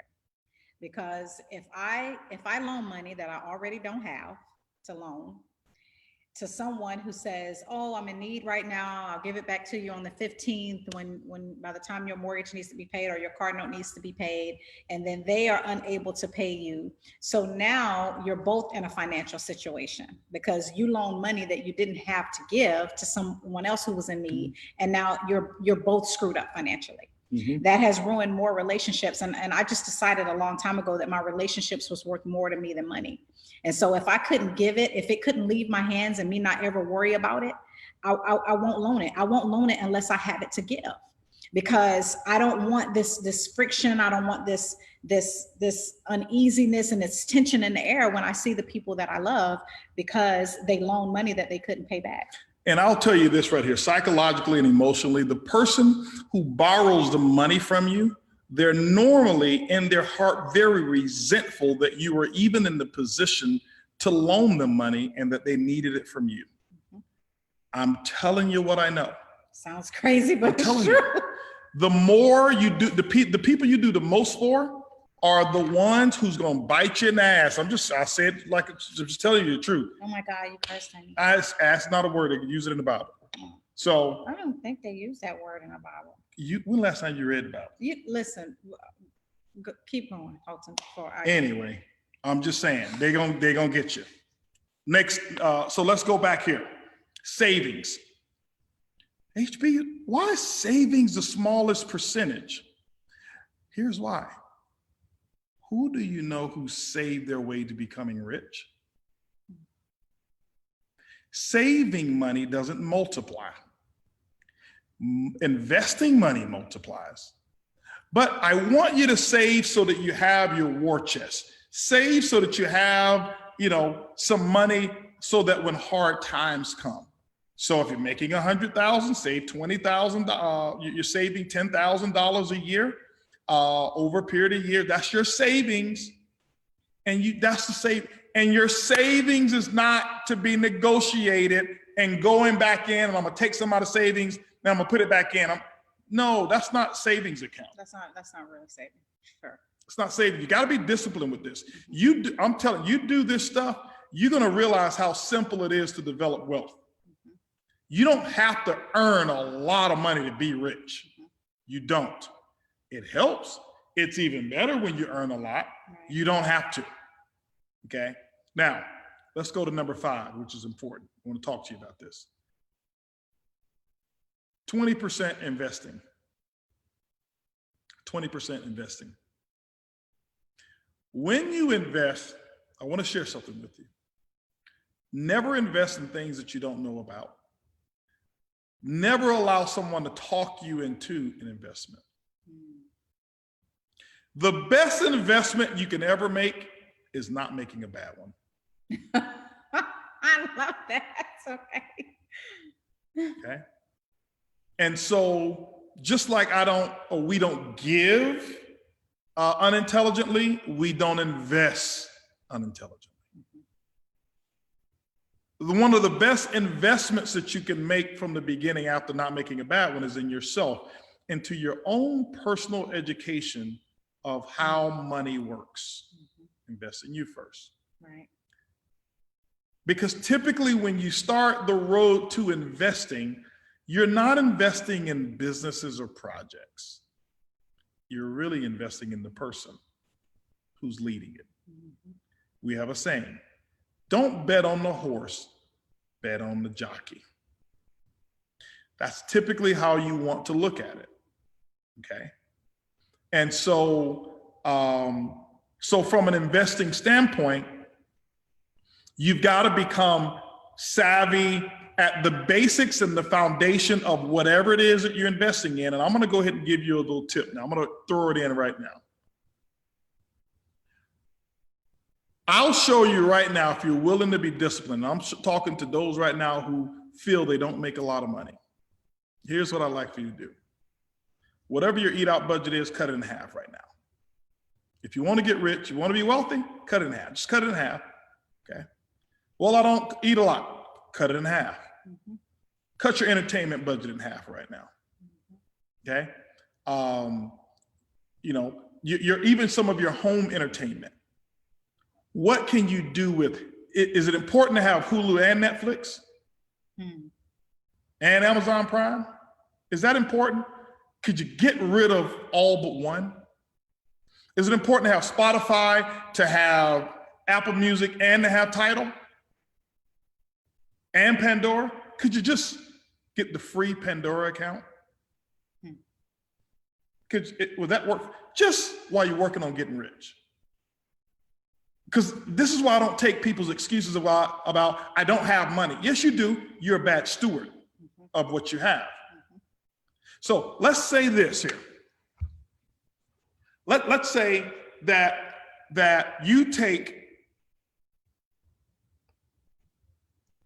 you put together in your U account, between your U account and your investing account, you put together, let's say, $30,000. Investing,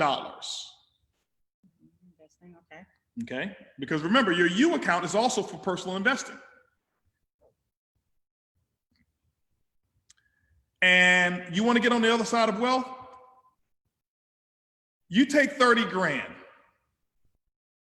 And in your community or in your city, identify a growing, established area that's older, where some growth is looking to come, and do your research to find that. Doesn't take long, just takes, you have to care and you have to want it. And go and buy a duplex. You say, well, I don't have enough money or the experience. That's a simple one. We'll take care of that on another call. Buy yourself a duplex. Some areas, let's say you found a duplex for $100,000.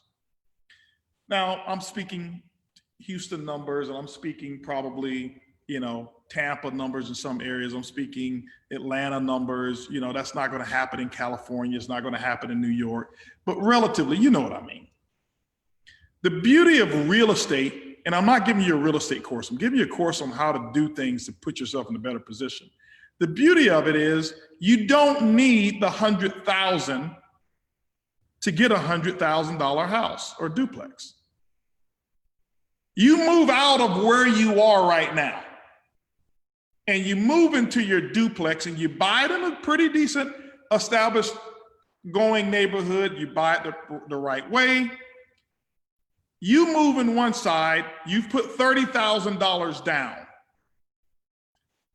You now have a neighbor that you're going to rent out the other side to. The neighbor, you normally can charge enough rent if you buy in the right neighborhood that the rent that the neighbor pays to you is enough to satisfy the entire mortgage. So now you continue paying the rent that you were paying right now, you continue paying that same amount into your investment account.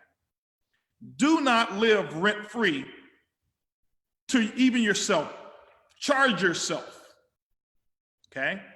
We have an office, which is another home that we have, executive office, and we charge ourselves $20,000 a month to lease it.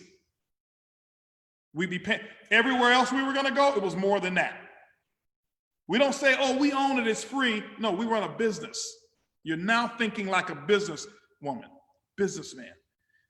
You keep paying. So here's what happens. You now, after 18 to 24, let's just say 24 months, you've paid enough into your investing. You also are continuing to invest 20% into your investment account. You've got your neighbor who's been paying down the mortgage. You now have equity. You pull more equity out. You go to your bank that believes in your social philosophies, by the way. And you say, I now want to get a fourplex. I want to pull the equity out of that one.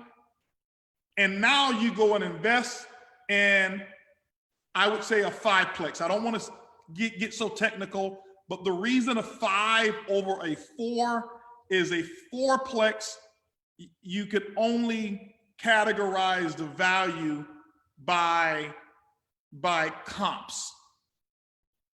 5 and above, it has nothing to do with what the other properties are worth. You now have a value based off of what revenue that particular property brings. 5 or more. You now go live in the 5, in one of the 5, or stay in, if it's a nicer place, you live in one apartment complex that's 5 units or more, and you lease out the other 4. You now put another tenant where you just moved from, and now you've got 6 sources of income coming in, paying you, and you still pay the rent that you would normally paying now. But you've got your job, you may have your side business, and 6 separate incomes coming in. And you do it all over again. In the next 2 years or the next 4 years, and you keep your income and expenses low, and you will start to see how that money starts to pile up, but more importantly, how your thinking changes and other opportunities become available. There is a reason that the game called Monopoly existed, okay? Or the game Cash Flow by Robert Kiyosaki. But do it in real life. This is simple. Everybody on this call can do this. You can have bad credit right now, don't matter. Because remember, you're gonna take it and figure out how to improve your credit. You go to your bank or lending institution and you got 30 grand. They will give you $100,000 property or $100,000+ property if you got 30 grand to put down. You now only owe 70. Remember, a growing area. 2 years later, that property that was 100,000 is now worth maybe 115. You plus your neighbor have been paying rent payments to you for 2 years. So if they've been paying you $1,500 a month, you've been paying $1,500 a month. That's $3,000. That's $36,000 a year. 2 years, $72,000 that you've been paying to that mortgage, and guess what? You've paid it off. You go back and refinance, pull the money out, find a 5-plex, 6-plex, 8-plex. You stay in one, you rent the others.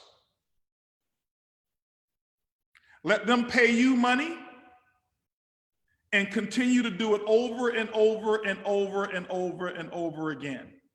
And don't hire anybody to come service the house who doesn't believe in who don't exhibit some belief in what your causes are. That's got to change. Now you're building a community. Now you've got money left over. Now you've got a voice. Now you are a leader within the community. And it didn't even seem like, wow, this wasn't like this huge quantum leap that I had to make. I followed some simple principles. Right. This is how you invest your money. Right. And then number 6, ladies and gentlemen, you take 15 to 25% and you put it in that bucket for taxes. You say, well, HB, I know the tax system right now says I pay 39.7% if I make X number of dollars, but remember, you own a business. Right. And so when the dollars come in, yeah, you pay the same percentage on the net if your net, if your gross after deductions is there, adjusted gross income is there. But after the adjustments, if you're a business person, it can get down to 25%. When you start looking at all of these very wealthy people and you say, wow, they only pay 12%, stop getting mad. And stop calling them loopholes. We have laws in America and they are black and white. And they support capitalism. They support it. Which is what this country was founded on. And so who do you think wrote those laws? Who do you think lobbied for the people to make the tax system work? The people who wanted to benefit from them, the wealthy. This is why your vote counts. This is why you say, if I want better policing in my community, let me make sure that I go and vote for someone who's demonstrated that they are against and completely against racist policing or racist policy or policies that endanger the lives of Black Americans or anybody. That's how you do it. You do it at the polls, you do it economically as well. This is how you change stuff. We need those people fighting right now. We need them picketing and with the signs. We need, that may be the person who's on fries. And their position is no less important than the person who's donating $100 million somewhere. Because if they weren't doing what they were doing, somebody wouldn't be donating $100 million right now. So don't let nobody tell you this ain't necessary. We don't condone violence. We don't wish anybody gets hurt. But peaceful protest doesn't work. Ask Colin Kaepernick, it doesn't work. Right. After Martin Luther King was killed, riots took place in 100 cities. Things were burned to smithereens. 6 days later was the Civil Rights Act and laws that we have to this day. But he was peacefully protesting all his life and didn't happen. So I'm not encouraging or urging anyone, but what I'm saying, and all of us have heard it, is that rioting and the unrest and the spirit of frustration and those who are willing to die for what they believe right now is basically nothing more than the voices of the unheard people who lived for a long time saying, you're not listening to me. But there's other ways to fight too. Hit them in the pocketbooks. Hit them at the polls. Hit them where it counts. Right. You guys can count on us. Ladybugs, I want you to say a couple words here. I know I took the time today. Oh, no, you take the time every week, but you're just acknowledging it today. But I want you to speak to this last part of where it says what you don't acknowledge, what you don't honor will leave you. What you don't honor will leave you. When you don't honor values, they can't support you. When you don't honor your spouse, the love and what you stood for and what you started in the beginning, that will leave. Maybe physically, he or she may still be there, but what you had in the very beginning disappears. When you don't honor trust, you'll be surrounded with nothing but liars, because truth will never actually set foot at your door. When you don't honor the value of $1, it easily slips out of your pocket. And dollars, money does not, is not being created. Yes, do we have a Bureau of Printing and Engraving? Yes, we do. They exchange money, but it's not created. The reason they call it currency is because it moves like a river and it goes from one place to the other. There's a current, there's a flow to it. That's why they call it cash flow.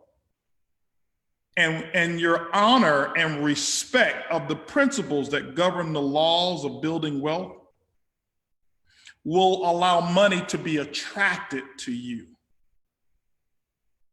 or repelled away from you because you don't respect it.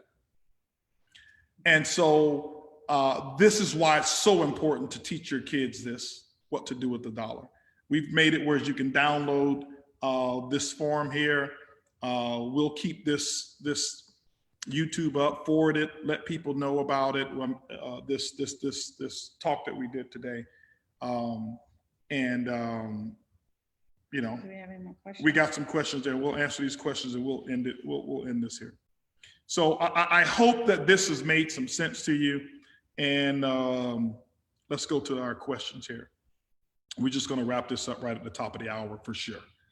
All right, Leona, do you believe that it's better? We talked about that question already. What are some good strategies that people can use when they're going through personal, huge challenges while going through all of this in society? You want to take that?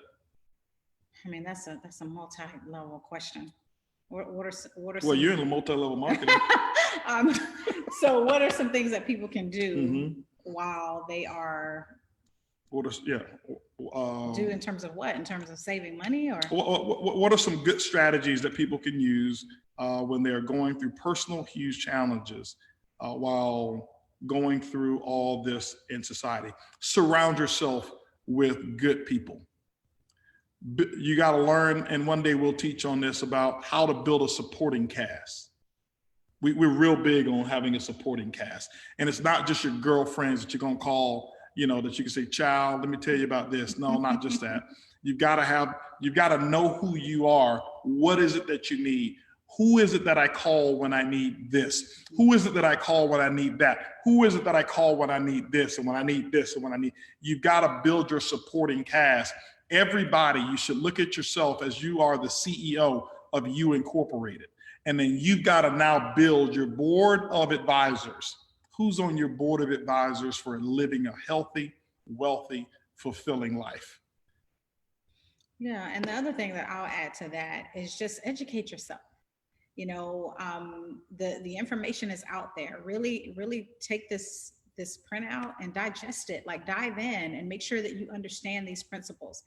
The other thing I'll add, if it becomes overwhelming with everything that's going on, sometimes you have to unplug, get off the internet, turn off your television, turn off the news. I mean, there was a point that I had to do that because everywhere I look, it's just, something negative, and I need a mental break. So don't be afraid to just unplug at times when it gets to be too much. Yes. And the other thing for me, meditation really helps me to get centered and to and she does it every morning and to stay calm. Yeah. Unplug though. Just get rid of this thumbing of the scrolling. Stop scrolling. Stop it. Okay. We know what's going on. Emotionally, when you're going through some stuff, you can't take it. So stop it. Just shut it down. Here's one by Tawana. Do you know of any interracial couples? Yet? If so, have they shared what it's like communicating situations like this, with their biracial children? Like this to their biracial children? Yes. Matter of fact, one of our employees is who's probably listening right now. We talked about it. I talked to her about it, and she is married to a white man, and I know she told me that it's been really a struggle with him communicating back to his family, who does not see it the same way that most of America is starting to see it now. And it does become a struggle. And obviously they do have kids as well. She haven't told me about how the interactions with the kids are, but you just have to handle it. And I mean, I do think that this is a very sensitive issue here. And that's why this is a lesson for all of us, just to be more kind and considerate. Because if I also have a biracial sister, and I have several biracial friends. And I remember I'm not going to call any names because I don't want to put anybody's business out there, but I remember having a conversation this week, and this particular person said, I feel some kind of way about what's going on, because I feel like if I speak for Black Lives Matter, then I'm dishonoring my mom, who is Caucasian. And if I speak against it, I'm dishonoring my dad. So this is a real issue. I don't know that I necessarily have the answers on this. I can just imagine being in a biracial household and having to address the sensitivity of somebody who is both Black and white. It is really, really difficult. But I do think that our responsibility is just not shrinking and being willing to run toward those things that are difficult, and not hiding from it and not avoiding it, because a lot of times that's what we do. To the hard things, we avoid it. And then we don't get the answers that we need. We don't work toward the solution, and then the cycle continues. So if it were me, I'm just gonna, I had to have this conversation with my sister that's biracial. That is, I would do more listening than anything, just to understand the perspective and the feelings. Yeah, that's a great perspective, babe. Stephen Small says, can you forgive genuine ignorance? Yes. Ignorance is not a character flaw, people. It's not. Ignorance is not a character flaw. The fact that you don't want to open up your mind and give credit and respect other perspectives is.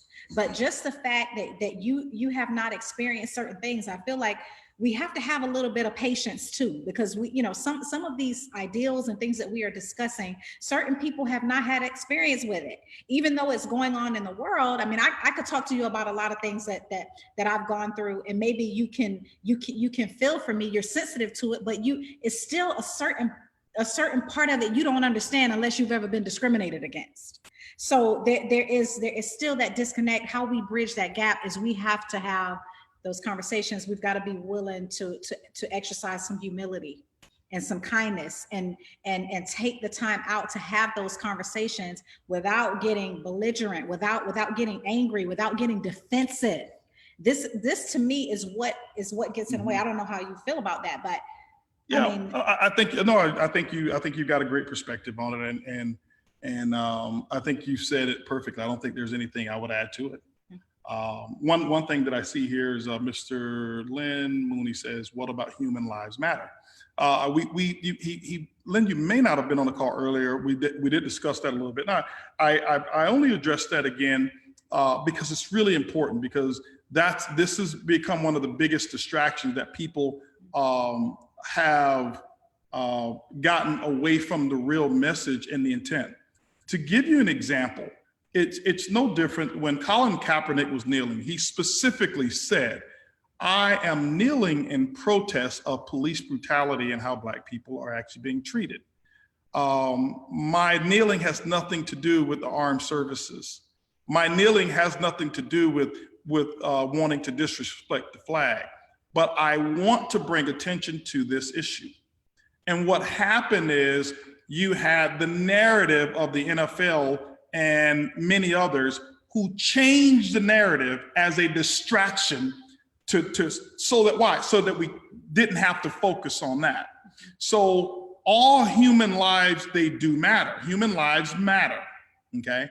But what happens here, Lynn, is when you're in a position that that one component of the human race is being left behind, that's the one that at that moment that needs the attention. And just to have a focus to say that Black lives matter, it's not a racist comment, and he didn't say that. And it doesn't mean that all human lives don't matter. But when an organization, when it's organized that a body of people have been systematically, and there's so much evidence of the systematic being left behind, then you have to bring attention to that which is not happening. If you were building a house, okay? If you were building a house, Mr. Lynn, and your roofer left off the roof,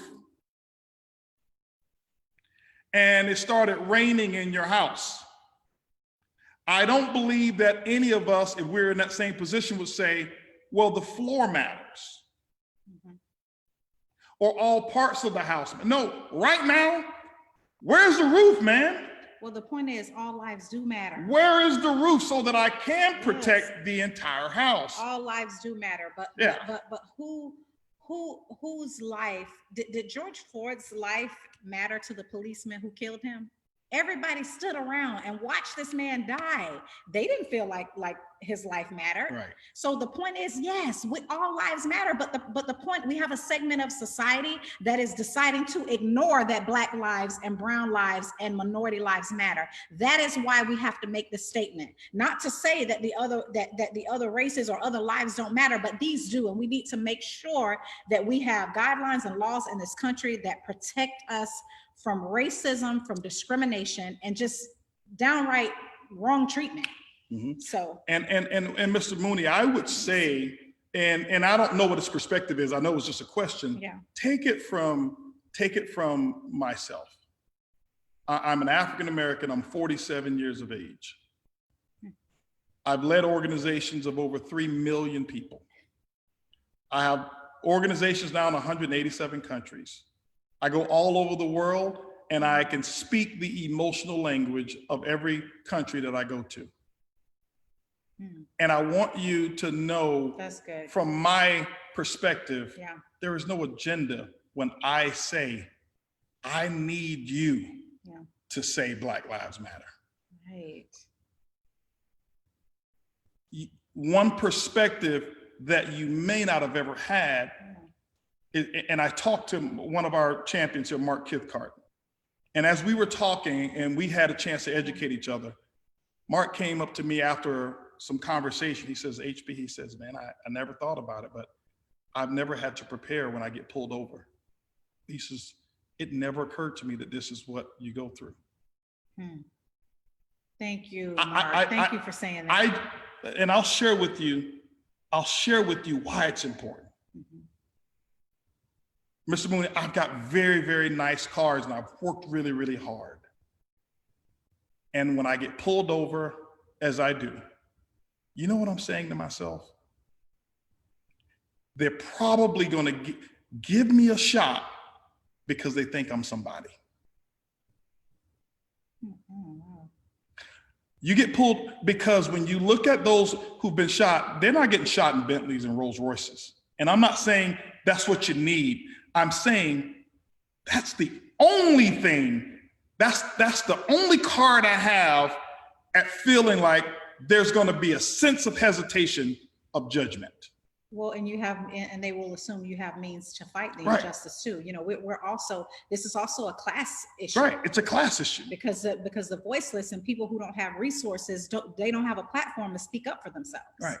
So that's why it's important. And so when we can eliminate this issues that we have, then nobody would have to say all lives matter, because when all lives matters, guess what? All lives matter. We don't have to say it. We don't have to say Black Lives Matter. Right. That was We my don't. point. So last couple questions here. Let's see here. Can you forgive genuine ignorance? No, yeah, we didn't. Oh, went through right, that. What if you aren't sure what to say, and that's your reason for silence? I appreciate your honesty here. I really appreciate your honesty, Mr. Cole, on that. Learn what to say, because there's enough information now. And now the stand of saying, I am anti-racist and anti-systematic oppression is a good start. And I think, okay, listen more. Mm-hmm. I mean, because, and then say Right. that, ask for input. Mm-hmm. And, you know, if I'm not sure if you are white or African-American or whatever, but, you know, if you are white, I would reach out to people who are African-American or minorities of some sort who can give you a window into their perspective, because understanding it is one thing. Knowing that it exists and then experiencing it are two different things. They're Mm-hmm. worlds apart. So the video helps because you could visually witness it. But if you don't know, you're staying silent because you don't know what to say. Ask questions. Mm-hmm. Get really good at asking the right questions. Yeah. And when you seek truth, you'll find it. Yeah. Better than my answer. Discuss self-employment with no employees who also has regular employment. Self-employment with no employees who also has regular. I understand. Well, I think we discussed it already. You know, being self-employed and not having employees. You don't have to have employees to own a business and operate a business. When you specifically in our business home base, you don't need employees until your business grows to the point that you do. Tim Lambert, which bucket does debt fall into? It falls into the expense category, okay? When you pay off your debt, Tim, first of all, take all your credit cards, anybody you're paying interest to, okay? Get to a point where you don't have to pay it unless the interest that you're paying, you're making more money from the money you borrowed than on the interest. This is why we chose to be debt-free. We don't we don't finance cars, we don't finance homes, we don't finance none of that stuff. Because we know that every time we pay interest, that's somebody else's income. You take all of your expenses that you're paying interest on now and call everybody and get a reduction. About 90% of them will do it if you've been paying on time. Tell them, hey, listen, and talk from a position of strength. Don't call up like you don't know what you're talking about. Hey, listen, it's HP. I was just giving you a call. I was going over my statement. Notice that I'm paying 19.8%. And right now, this is not competitive. This doesn't work for me. I'm looking to go ahead and transfer all of my debt. Unless you've got a program, I'd love to stay and do business with you. What can you offer me now so that I don't have to go through the inconvenience of transferring my business? And now they're going to go ahead and resolve it. Trust, they already have people trained for when you call. It's just that 99% of people don't know how to do it. The other thing I would tell you is when you start paying off your debt, start with the highest interest rate and start with the lowest balance. Don't try to pay off your house when you've got a credit card with $800 on it. Get rid of the $800 credit card. If you got another thing that's $2,200, take care of that next. Next thing is $3,500. That's next in line, and start chipping away at that until you got one. Until you get rid of the big one. Tommy Peters, where do you put the U money? You put the U money in your U account. You designate it in your U account, whether that's a bank account, whatever it is. Don't put it up under your mattress or whatever it is, but it's just that you know what that money is for. Last one here. What up, Mark? Can you have HB elaborate on eliminating debt, which I just talked about?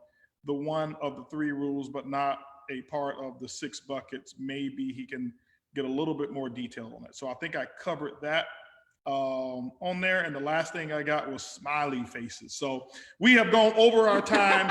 Guys, we appreciate each and every one of you for staying with us. This was a double call. I know. Oh my God. So this should count as 2 in our series. This is going to count as 2. And again, you did all the talking. I didn't. No, I'm just kidding. I'm just kidding. I'm just kidding. So hopefully this was something for you guys. I hope.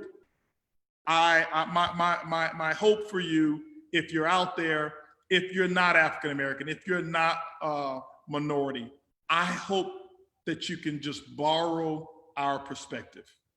And I'm talking about mine and Earlene. There's no agenda. We don't need anything from you. We don't want anything from you.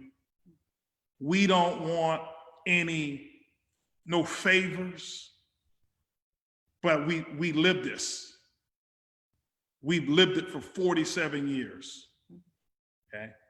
And it hurts my heart when someone can't get to the point or chooses not to get to the point where they can acknowledge that simple thing. Right. But what's going to happen? It's going to happen. It's happening right now. And for companies and for individuals, what I want you to ask yourself, when your great-great-grandchildren or your grandchildren meet up with you years from now, wherever that place may be on earth or in your afterlife of heaven, and say, what side of history did you choose to be on? What answer do you want to give them? Because this is just the beginning. It's happening. We love you guys. Stay safe out there. Love you guys. Stay smart, okay? And stay free. See you guys next Sunday. Boom. Boom.